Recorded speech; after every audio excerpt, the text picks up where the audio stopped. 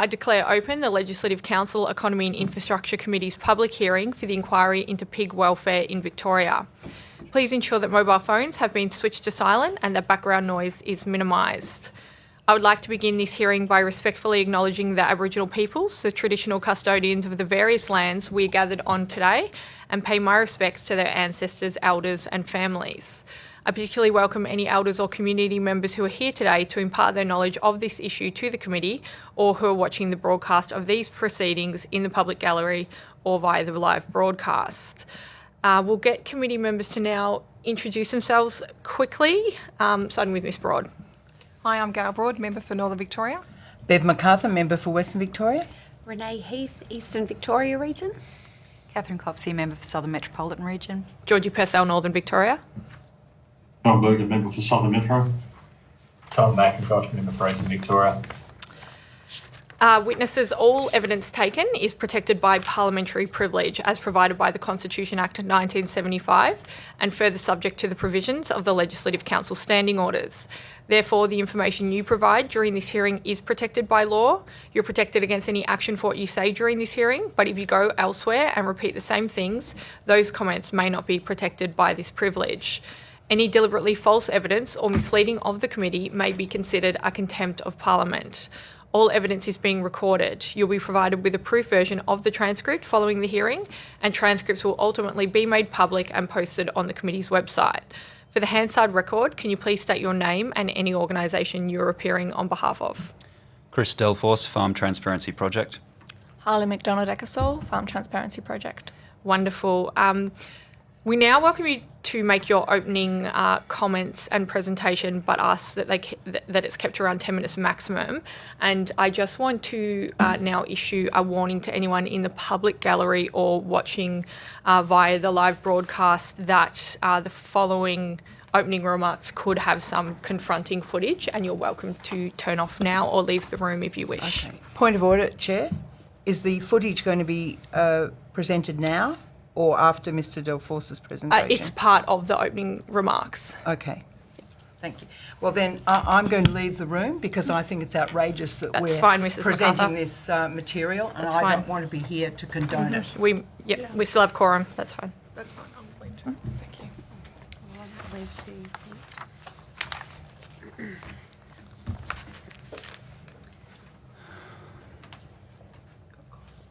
One second.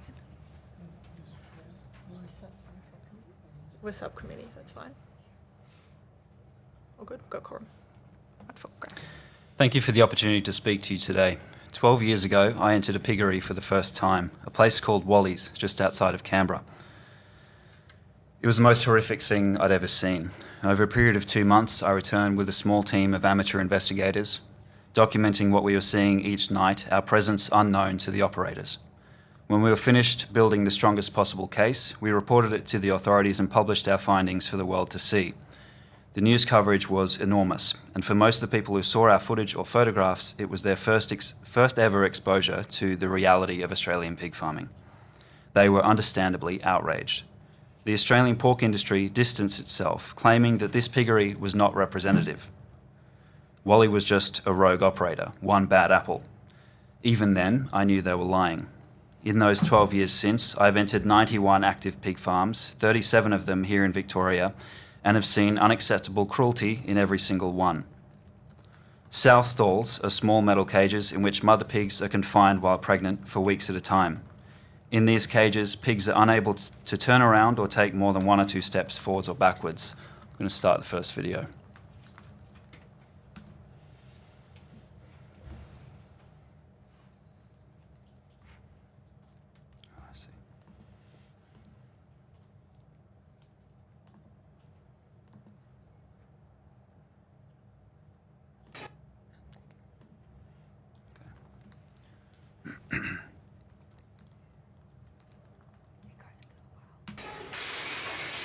Australian Pork Limited made a commitment to phase out sow stalls by 2017, 7 years ago, yet they are still in use today in Victorian piggeries. The most recent data published by APL in their 2021 annual report reveals that almost a quarter of piggeries still use these archaic devices. They stopped publishing data on the phase out after that, but they still love to boast about this failed initiative. Meanwhile, they've made no commitment at all to end the use of farrowing crates, small pens containing even smaller cages where sows are confined for up to 6 weeks while they give birth to and nurse their piglets. Every intensive breeding piggery in Victoria still uses farrowing crates. In these crates, newborn piglets are subjected to a series of painful surgical mutilations without any kind of anaesthetic or pain relief. Their tails are cut with scissors, their teeth are cut back, chunks are cut out of their ears as a method of identification. These unnecessary procedures are performed not by qualified veterinarians, but by untrained farmhands. The runts of the litter, and any piglets who seem sick or weak, are not given treatment or care, because that would cost more time and money than pig farms can be bothered investing.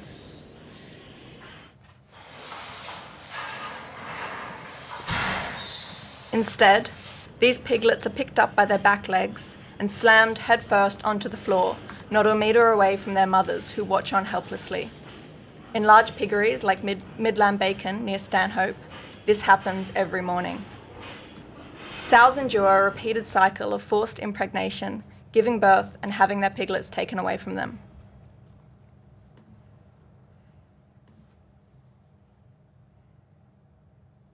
This forced impregnation is done through artificial insemination, which the Queensland Government outlines as follows. Workers first clean the sow's vulva with a cloth or paper towel. They then manually stimulate her by applying pressure between her shoulder and mid-back, applying knee pressure to her flanks, and massaging her vulva and udder. A tube of boar semen, collected by masturbating boars by hand, is attached to a catheter, which is then inserted into the sow's vagina and the semen pushed into her uterus. This kind of sexual abuse and exploitation in any other context would be considered bestiality. But the pig farming industry is granted an exemption because it relies on bestiality for this everyday procedure. When our investigators installed hidden cameras at Midland Bacon to capture the mutilation and killing of piglets, they also captured the sickening, inevitable outcome of the normalisation of sexual abuse.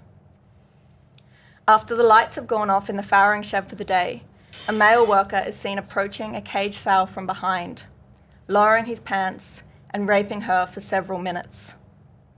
Confined to a farrowing crate, she has no way to escape.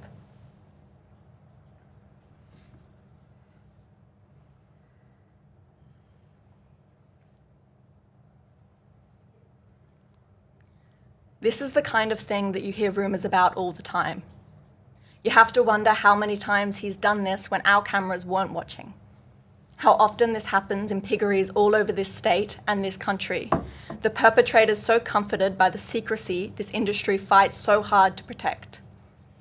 This Parliament has been debating new laws aimed at quashing the exposure of cruelty and abuse in farms and slaughterhouses under the thin guise of biosecurity. Surely workers raping sows is the greater threat to biosecurity. When pigs reach 6 months of age, or sows become less productive, after a couple of years of repeated impregnation and farrowing, they are sent to slaughter. In 1992, 32 years ago, the pig farming industry quietly installed its first carbon dioxide gas chamber at a slaughterhouse in Corowa, New South Wales. Today, these chambers are used in all major pig slaughterhouses as a way to render pigs unconscious or dead before their throats are cut open. Anyone who wanted to know what this looks like was told that it's the most humane method of stunning pigs before slaughter, that pigs just gently fall asleep. In 2014, we managed to install hidden cameras in that Corowa slaughterhouse, capturing and publicly exposing for the first time in the world what really happens inside those chambers. Subsequent investigations here in Victoria and in South Australia showed the exact same thing, that every pig who enters those chambers screams and thrashes as they slowly suffocate, desperately trying to escape until their last agonising breath. That was 10 years ago that the inherent unjustifiable cruelty of these chambers was first exposed. And yet Australian Pork Limited continues to spout this utter nonsense about pigs gently falling asleep.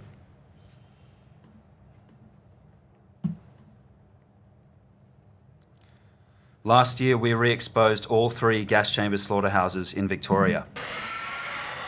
We had to climb down into those chambers to retrieve our hidden cameras, and we felt the merciless, terrifying burning of the gas as it infiltrated our eyes, nostrils, and lungs.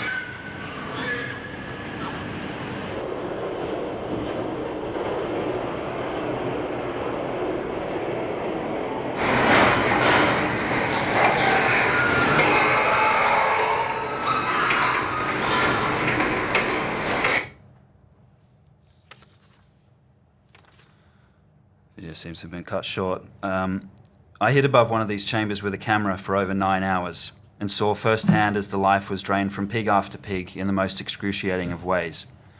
Those images and those haunting screams fading to silent gasps will never leave me.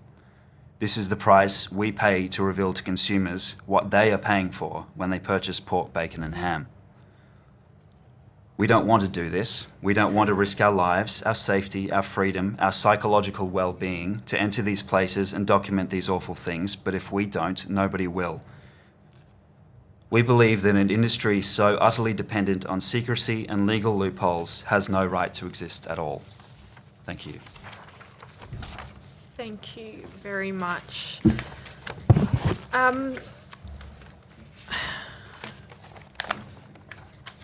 Invite them back in. We'll start with members on the screen, although I can't see you. I presume I can probably hear you. Mr. McIntosh? Yes, I'm here. Thank you for both attending.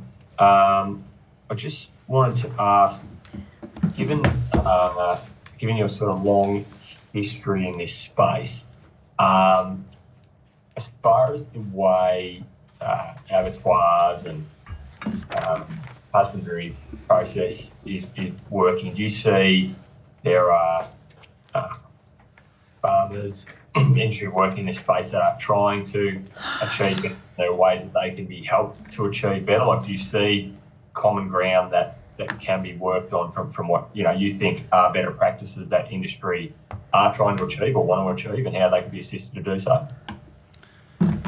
Ultimately, we don't believe that pigs should be bred, raised and killed for food. We don't believe it's necessary. We think that the government needs to be investing in plant-based alternatives. We think they need to be assisting farmers who want to get out of this industry. I think the farmers who are putting in those efforts to improve their practices are doing so because they care about pigs. But ultimately, welfare is incompatible with this industry, fundamentally. The two cannot go hand in hand. And I think those farmers ultimately are going to want to get out of that industry, and they need to be helped to do that. And at the end of the day, all these pigs, no matter how well they are treated on the farm, are ending up in slaughterhouses, and most of those are using these gas chambers, which are apparently the most humane method of doing it. And we've seen how very far from humane that is. There is no way to do this in a humane way. There's always fear and suffering and pain. And when we exposed those chambers last year, even farmers were coming out and saying this is horrific, they don't want to support this anymore, but there's no alternatives. There is no alternative that's good. The only answer is to help people get out of this industry and into more sustainable, ethical lines of work. And sorry, just yourself on that one. Yep. And so do you think there are, I suppose you're saying you don't think there are any, like when you say you don't think there are more humane methods, is there a scale? Are there some that are doing better than others in as far as that treatment or, coming to end of life, that sort of things? Well, we've investigated all the different types. So as well as the gas chambers, we've investigated electrical stunning, bolt gun stunning and rifle stunning. And every time we've seen it's pretty horrific. A lot of the time the stunning fails, animals are conscious or partly conscious when they're being killed, and there's a lot more rough handling involved in getting those animals to the point of being killed. Often it's done in front of each other, so they're able to see their friends or their siblings dying before them. So we haven't seen any way that is being done that's better or good, and the industry itself acknowledges that these other methods are even worse than gas chambers. I think when most people imagine humane slaughter, they imagine something that isn't possible or realistic or happening anywhere, which is an animal leading a good life and then experiencing a death without pain, without fear, without suffering. We've investigated 13 slaughterhouses in the last year alone. Not one time have we seen a death that is without pain, without fear, without suffering. Not only that, at every single one of those slaughterhouses, we've seen multiple violations of state and federal regulation. And I think your question was about farmers and asking whether there's kind of a scale of farmers who treat pigs better, maybe. And, you know, there's definitely a long way between farmers such as the one we saw in that video sexually violating a pig and a farmer who is maybe running a free-range pig farm. But ultimately, no matter what, all those pigs are being sent to the gas chamber, or 90% of pigs are being sent to a gas chamber. The others are being electrocuted to death or shot with a bolt gun. So no matter what we say about farming practices, and I truly believe that a lot of farmers do care about their animals and like to think that they are doing their best to treat them with care and respect, ultimately, at the end of the day, they're sending them to slaughter, and there is no humane way to slaughter them. I think farmers are being misled too, and that's why we saw so many support us when we exposed those gas chambers, because they've been sending their pigs to these places and being told that their pigs are being given humane deaths, and now they're seeing what that actually looks like, and they're disgusted by it. As a farmer, you can't go into a slaughterhouse and go look inside a gas chamber because these are enclosed boxes. There's no way to see inside them without physically going in with a gas mask while it's operating. Yeah, sorry, Chief, one more quick one if I can. A very quick one. Okay, so with mobile abattoirs or other methods, do you see better practice in that? I mean, I guess we haven't seen that, but they're going to use the same methods, the bolt gun, the electric stun, which is subject to human error all of the time. And the thing is that those mobile slaughterhouses, maybe they can kill a few animals a day. They can't kill the 5 million pigs that we are killing at the moment in this country. Yeah, thank you. Thanks, Mr. McIntosh. Mr. Berger.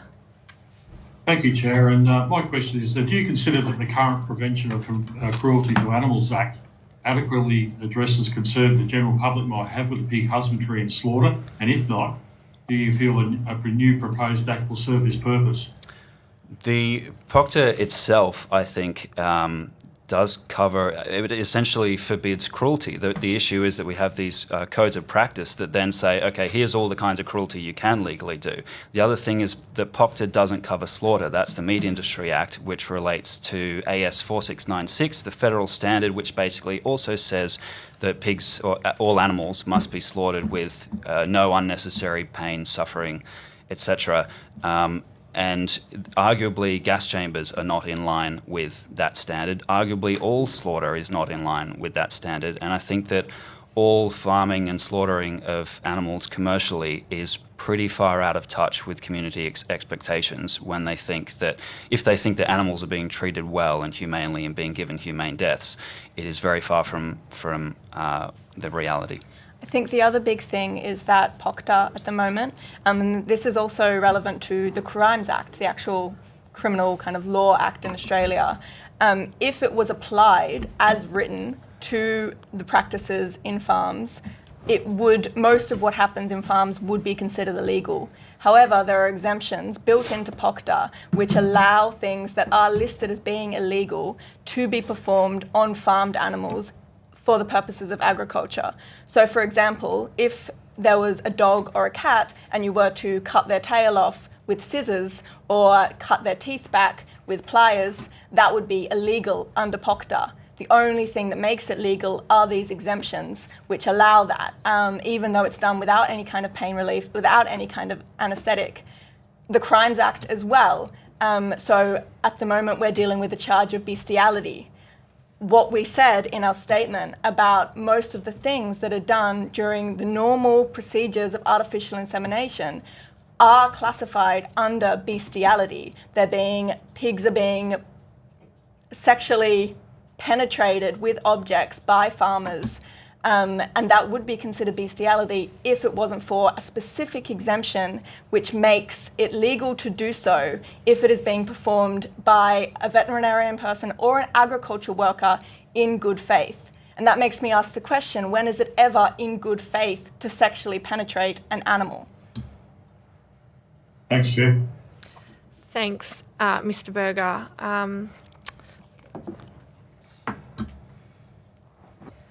You touched on it briefly in your comments before, but can you tell us a little bit more about the response from the pork industry after you released footage of pigs being gassed by carbon dioxide? So largely the industry's response was to ignore the issue and hope that it goes away. They refused several requests to be interviewed for the ABC 7:30 story. They did eventually put out a statement, but it was the usual empty rhetoric that we always see from them. I quote, Australian Pork Limited's position is consistent. We care about our pigs, and as an industry, we share the community's concern for the welfare of animals. That's why we continue to recommend global best practice, drawing on CO2 stunning, the most humane and effective method of managing pig welfare during processing. The entire Australian pork industry takes the welfare of our animals through their whole life very seriously, and we're seeking to receive and review the full footage. But they ignored our offers to actually send them the footage or to discuss the issue with us. We turned up to their office with a hard drive with the footage and asked to give it to them so they could watch it. And instead of meeting with us, they turned off all the lights and quietly slipped out the back door. The Federal Agriculture Minister, Murray Watt, and the Victorian Agriculture Minister at the time, Gail Tierney, also ignored numerous requests to meet with us or even to respond to the footage.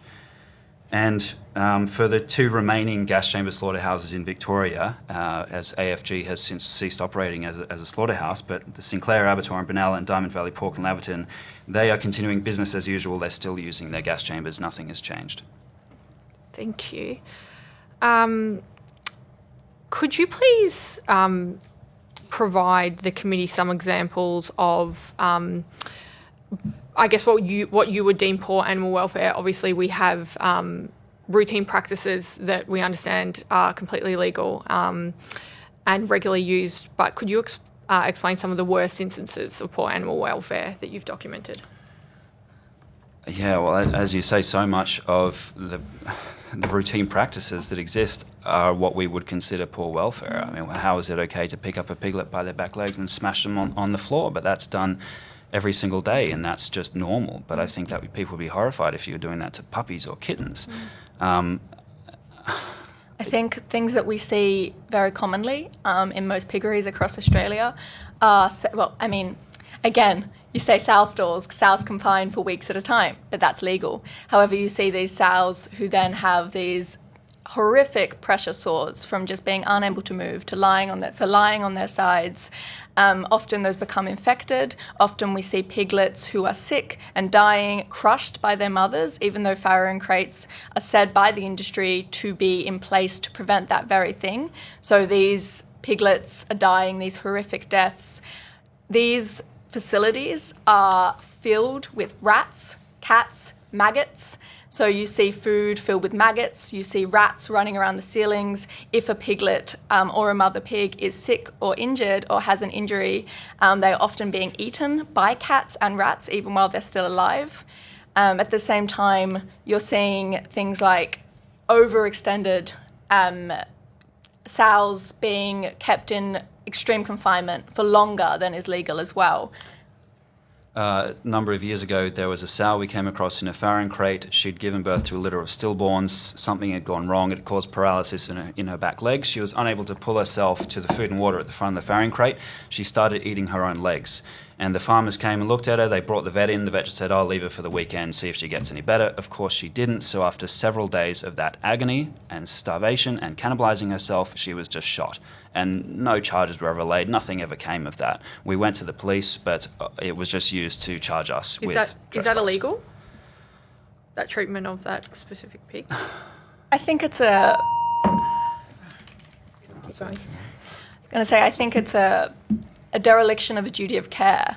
And I think this is where the lines become blurry, because that kind of thing, if you saw in another animal, is where you'd call the RSPCA.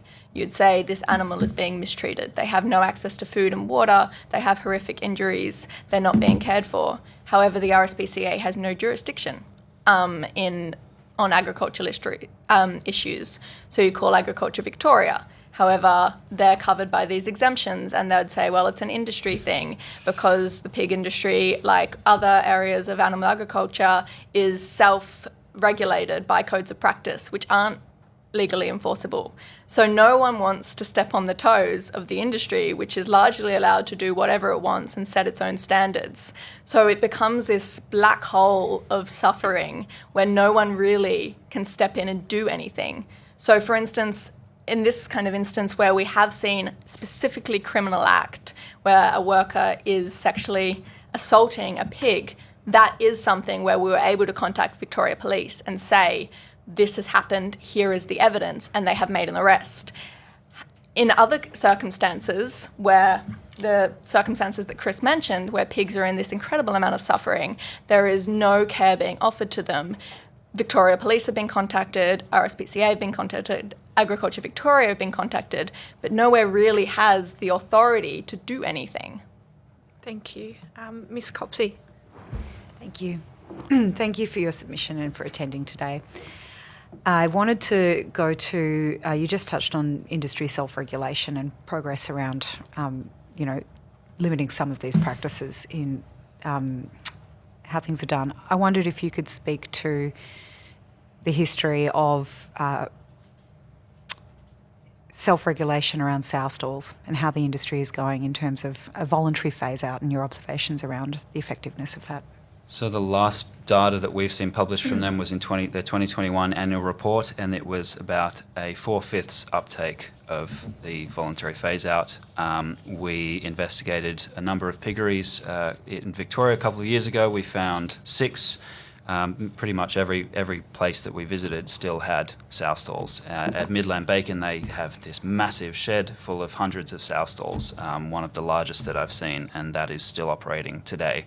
I believe maybe 1 or 2 of the other 6 have since stopped using sow stalls, but it's still quite widespread, and it seems like the industry has kind of given up on that phase out because they've stopped publishing that data. But they still like to talk about, we've made this great commitment to phase them out. By 2017, 7 years ago. I think they first made that commitment back in 2012 or 2013 because there was a lot of public outrage directed at sow stalls. There'd been some exposure, thanks to footage, of sow stalls, and people were, quite rightly outraged. I think what we see time and time again is this outrage. People see the reality of how pigs are farmed and they are shocked. And then there's a lot of promises, but then once the media attention dies away, there's nothing to follow through on that. I think one of the issues that often isn't talked about as well is that while the industry made this kind of self-selected decision to phase out sow stalls, they were also given free rein to pick the alternative to sow stalls. What they've gone with in the majority of cases is what's known as group housing. So these are large kind of open pens. They still contain sow stalls, however they're not enclosed at the back, so pigs can kind of choose to go in and out to kind of have privacy. In most cases, when you see these pens, there's an extremely large number of pigs in these pens. There's no set limit on how many pigs can be forced into these open pens. They're filthy. The floor is either concrete or slatted metal bars, which they're forced to walk on, lie on, stand on, sometimes even give birth on if they're not moved to the farrowing crate in time. And we've seen a pig who has given birth in one of those group housing stalls. Her piglets are being trampled on by other sows. There's also higher instances of fighting in these stalls as well. So when the industry is allowed to set not only kind of phasing out practices which have lost the approval of the public, but they're also allowed to set what they're phasing out into, what the alternative is. Like, how is that going to be any better? Because they're bound by what is going to be the most profitable, and animal welfare is not profitable. Thank you. And in the short time I've got left, I just wanted to go to the prevalence of the use of stunning in Victoria's industry. I think you spoke to that briefly before, but can you speak to us about the number of piggeries and the prevalence of stunning and abattoirs? Yes, so there's 2 major pig slaughterhouses that are left in Benalla and in Laverton. They both have these carbon dioxide gas chambers, so I'm not sure of the percentage, but a very large percentage of Victoria's pigs, and also pigs from interstate, end up at these 2 slaughterhouses. There's also a number of smaller slaughterhouses like Gather Coals at Wangaratta that uses electric stunning. And there's maybe 1 or 2 other very small slaughterhouses that use, I'd say, electric stunning. But for the most part, most pigs are going into these carbon dioxide gas chambers. Thank you. And I'll just say for the record, you correctly interpreted my question. I meant to ask about gassing, so thank you for covering that. No worries. Thanks, Ms Copsey. Dr Heath. Thank you, and thank you for your submission. In your opinion, is there a way to keep the pork industry going that you would consider moral? Only as a phase out. to help people move into other lines of work. We don't want people to lose their income. We don't want people to go poor or families to suffer and starve. We're not thinking that this is something that can ever happen overnight, and that's not what we're suggesting, but we think there needs to be given serious consideration to a government program to help farmers and encourage farmers to move out into some other kind of industry. And what that is depends on many things, like what their property can sustain, what other methods of income they are appropriate to them.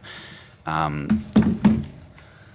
think there's other industries that have over time lost social license, become environmentally unviable. We're seeing this right now in the environmental sector as well. Industries that have been a big part of our lives, of our culture for a long, long time, which are now having to be phased out. And I think there's a certain cultural block to imagining a world where we don't mass farm animals for food. But I think that's really, it's very possible, and it should be something that's in our minds. For instance, there's such a wide variety of plant-based alternatives now. There's cell-based agriculture. Magic Valley, which is a Victorian-based company, is creating pork without the pigs. This should be the future. I mean, it's meat. It's created without farming and without killing animals. So I think there has been many industries over time which have become no longer in line with our values. And if we didn't say, okay, yes, this is no longer lining up with what we value as a society, and move away from it, then we wouldn't be where we are today. And I think this is another time where we can stand up and say, let's move towards a kinder world. I mean, industries closing and changing and adapting is nothing new. It's been happening forever, and maybe it's not about values, but you can't walk down the street and go to a video rental store anymore. The world has changed, and attitudes towards the farming of animals for food have changed. People know more about animal agriculture. They care more about farmed animals than they ever have, and the industry just wants to keep going business as usual, change nothing, adapt to nothing, and for a long time, they've had the support to do that.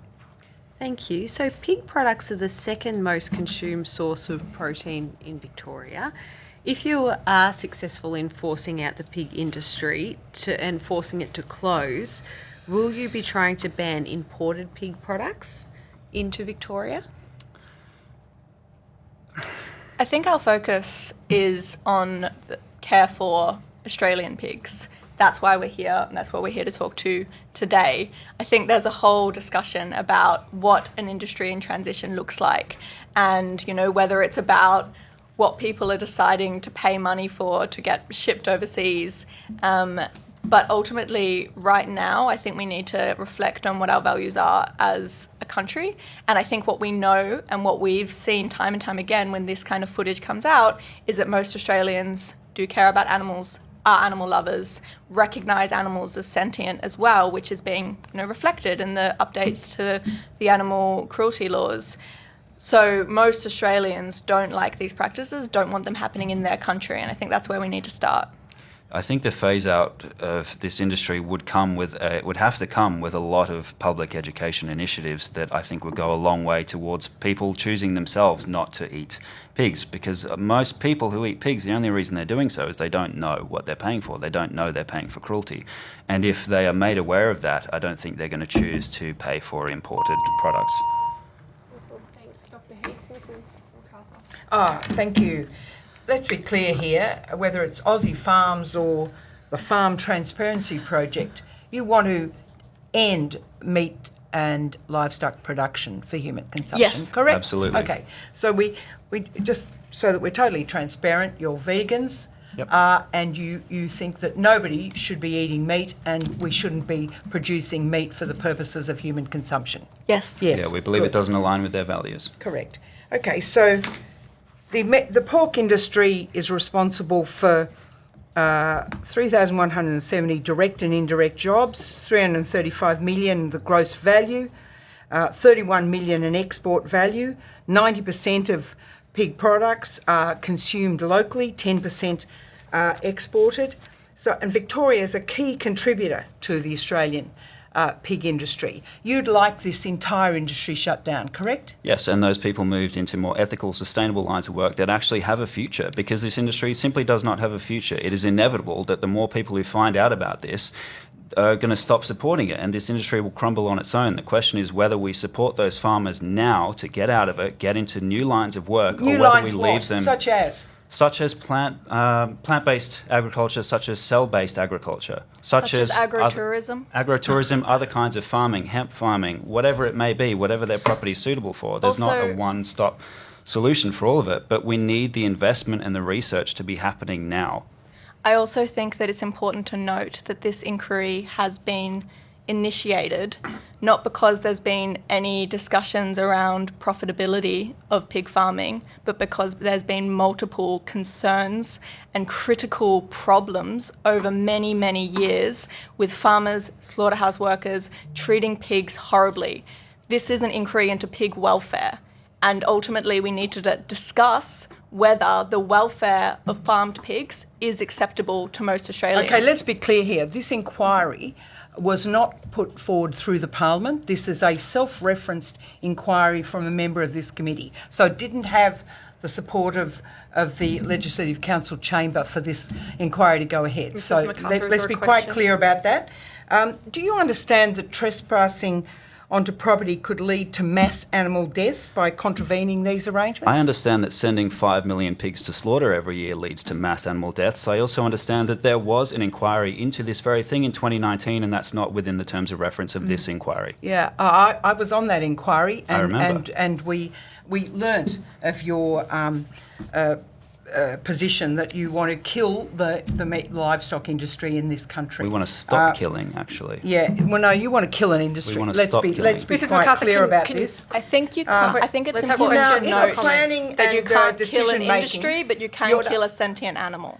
In the planning and decision making your organisation makes to illegally enter farm properties, have you ever considered the mental anguish that you cause staff on these properties and the risk to animal health? Do you consider it, or is that okay? I think anyone caught doing the wrong thing is going to experience some anguish. I don't think that means you shouldn't expose them for doing the wrong thing. So you should act illegally. That's okay? You condone I think my illegal question activity, do you? is that if you see a person raping an animal, would you consider their mental anguish before reporting them to the police? Absolutely. That's So an you would illegal not- activity. so you That's wouldn't- an illegal activity. Under federal regulations, causing an animal during and before slaughter an unmeasurable amount of pain and suffering is illegal. So what is happening in Australian slaughterhouses could be and is an illegal practice. Thank you, Mrs. MacArthur. Ms. Broad. Yes, I did want to ask your submission. I've read your submission and it says that I've visited 66 slaughterhouses and 109 pig farms across Australia. Most of these visits have been the result of trespass without the knowledge or consent of the owners of the facilities.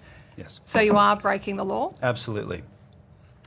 Right. Full transparency, that's what we do. It's the only way that people will see inside these places, because these places are never going to open the doors for the public. The only reason we're having this inquiry, the only reason anyone knows anything about this industry is because people like us risk their lives and their freedom and their safety and their psychological well-being to break the law and go and get this footage and expose it. And by all means, charge us, fine us, send us to jail. We take that risk. We accept that risk the moment we push open an unlocked door, jump over a fence, whatever it may be, to hold up a camera and film cruelty to an animal. We think that the cruelty to that animal should be considered the worst crime than jumping a fence to film it. Okay, and what charge did you receive relating to the break-in in the Benalla abattoir? We've received no charges for any of the footage that we've released. But for when they... Oh, for the action. Last year, 30 activists entered Benalla Slaughterhouse and locked on, stopping the operations for about 10 hours. This was in direct response to the footage that came out of the gassing of pigs. There was a lot of people who were really outraged about this and felt like they had to do something directly. So who's paying the legal fees for that? Ideally, the people who are involved in doing it themselves, but if we can contribute then as an organisation, then we will. Okay. Now, you said that you've been vegetarian since 2002, vegan since 2011, and clearly want an end to the pig industry. Is that your view of chickens, of beef? Yes, lamb, it is. From what I've fish? seen in the more than a decade that I've been investigating all these industries, they are all inherently cruel, and I think not in alignment with most Australians' values. Okay, so you want to see them all closed down? Yes, phased out, to be specific. Right, I guess, yes, your recommendation says a 2-year phase out of commercial pig farming must be announced. So just out of interest to your concern for animal welfare, when you've come across things that have not been appropriate behaviour, have you passed that information on immediately to Yes. the authorities? In most cases, yes. Sometimes we know that we need to build a case. We know we need to show that this is routine, because if it's just a one-off, it gets treated as a one-off. You know, if we've only got an hour of footage showing an animal not being stunned properly, they can ignore it and say, oh, that was just a one-off. But if we've got days showing the exact same thing happening over and over again, we show that it's a systemic problem. So And you've undertaken your own investigation. That's what we do, yes. You're not giving it to the authorities. We give it to the authorities when our investigation's concluded. And When- because we have such a quality, long-spanning investigation, that's the only reason authorities are able to take it seriously. I think Now, you're sometimes we concerned end about- up with weeks and weeks and weeks of footage, and just the logistics of going through that footage and noting down each instance of animal welfare breaches takes some time. And then as soon as we have done that, we hand it over to the authorities. Right. So have you taken it to the media in that time? Not before we take it to the authorities, no. All right. And you're concerned with animal welfare. Do you have any PhD or training in animal? I don't think you need that to care about the welfare of animals. I think most people care about the welfare of animals. Okay. Thanks, Ms Broad. We have a little bit more time. Do we have any more questions from Mr Berger or Mr McIntosh on the screen? Not from me, thanks, Chair. Thanks, Mr Berger. Mr McIntosh? We still might have lost him. Ms Copsey? Yeah, I did have a question around the. Want me to ask a question first? Yeah, if you've got one ready to go. Yes, Wonderful. Thank you. I've got one too, Chair. But I do presumed have you one would, after Mrs the MacArthur. final words. Good. Obviously, a lot of the feedback you get from people who oppose the work that you do is that your investigations are illegal. What are some of the things that the government and the farming industries could do to stop you doing this work and increase transparency? Well, there's a lot of talk around CCTV. Our belief is that this CCTV needs to be publicly accessible, because otherwise, whichever third party it is that's monitoring this CCTV, they are bound to whatever poor welfare laws exist at the time. If there's cruelty happening, but it's legal, there's nothing they can do about it. The CCTV hasn't achieved anything. But if it's publicly accessible and any member of the public can log in and see what's happening, make up their own mind as to whether they support it, or groups like us can then review that footage, and if we see something happening, then we can report it to the authorities, then we've got no reason to trespass. If these industries are transparent on their own, we've got no reason to force that transparency on them. And I guess just to tie that up, do you want to be doing this work? Absolutely not. Definitely not how I'd choose to spend my time. Thank you. Ms Copsey? Thank you. That was my question, actually. But I did have another question about powers that you think would be useful to enhance the effectiveness of regulatory bodies, inspection and other powers. I suppose unannounced inspections, the ability to seize footage immediately and review it. So something is that a lot of these facilities do have CCTV, however they're mainly used internally, so it's kind of if a worker has an injury or an incident, then they might be reviewed. In the fact that we entered these facilities and installed cameras and weren't caught on camera shows how little they view this footage. I think, as Chris mentioned, unannounced inspections, mandatory inspections as well, and not only just going in, having a look around, giving the thumbs up, but seizing CCTV, reviewing it, examining it. We have been providing, as we mentioned, all of this slaughterhouse footage to PrimeSafe and to the kind of relevant other authorities in other states, and every time an investigation is opened, and a lot of the time some really severe breaches of animal welfare are found. The fact that this keeps on happening shows that this is a systemic issue. Thank you. Dr. Heath? I think was Mrs. McCarthy before. I was just going in order this time for both of you. Yeah. At what point do you see yourself stopping breaking the law and into farms? Would it be if we cease CO2 use, or would it be at the phasing out of the industry? It would be at the phasing out of the industry. I mean, we've said that CO2 is not the only bad way to do things. It's all bad. And if CO2 is phased out, then we will focus more on how bad the alternatives are. Okay, so presumably you've done all the economic modelling as to the cost of phasing out I think don't that think would be that's the our government's job. job. Yeah, it's your job? That No, would be no, the I think government's it's the Well, it should be, government's because job. you're suggesting Make us we the shut government, by down all the means. industry. I ran for election, So actually, yeah. what? You must have some idea what the cost to the, I presume, the taxpayer is going to be. So to right now, phase out millions of the dollars of farming taxpayer- pig farmers or any other meat production. Divert it from the industry. Yeah, Right now, millions of dollars of government funding, taxpayers' money, is going to Australian Pork Limited. Despite that, there hasn't been any sign that they've been putting any of that into investing into alternatives to CO2 stunning, into alternatives for sow stalls and farrowing crates. The industry has remained unchanged for 20 years. They put that money into marketing. For their own Get some industry. pork on your fork. That is what they're using taxpayers' money for. So How is that you can appropriate? take that Building money. gas chambers with taxpayer money. So we're How going is to that close appropriate? down the pig industry, the beef industry, the lamb industry, the chicken industry. You must have some idea. What is the cost to the taxpayer? Why does it of matter? Why does it matter? Okay, Because Mr. McArthur, taxpayers that's have to now fund it. that's now This been is an three. inquiry That's about order. welfare of animals. Order. There's now been 3 questions, Mr. McArthur. I've been very generous with your extra questions, especially since you missed the opening remarks. Well, I refused to Ms. answer. Broad, do you have a final question? Yes, thank you. Mr Delforce, you just mentioned that you're a candidate. Was that with the Animal Justice Yes, it Party? was. So it's the same as the chair of this committee, That's Animal right. Justice Party, who self-referenced this inquiry? Yes. Okay. And do you think that there's a problem then with your No, I mean, this presentation is an being inquiry objective? that we were pushing the Victorian government to hold. Sorry, can I just state, please, members, we had a discussion, and you're aware of this, outside of this hearing, where I declared very clearly to you that I know Mr. Delforce, and I think this is getting rather inappropriate now. So unless you have a question in relation to the inquiry, we'll leave it there.